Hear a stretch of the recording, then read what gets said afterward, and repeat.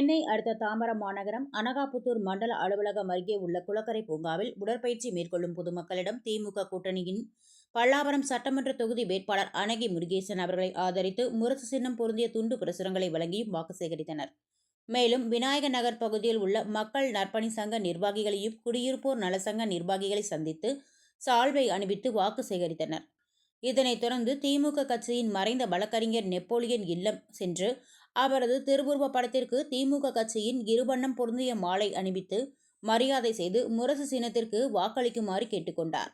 இதனைத் தொடர்ந்து பல்லாவரம் பிசிக கட்சியின் 20வது வார்டு மாமன்ற உறுப்பினர் முத்துக்குமார் இல்லத்திற்கு சென்று அவரது குடும்பத்தாரிடம் ஆதரவு அளிக்குமாறும் கீழ்கட்டளை பகுதியில் உள்ள குடியிருப்போர் நலசங்க நிர்வாகிகளை சந்தித்து முரசு சின்னத்திற்கு வாக்களித்து ஆதரவு அளிக்குமாறு கேட்டுக்கொண்டார்.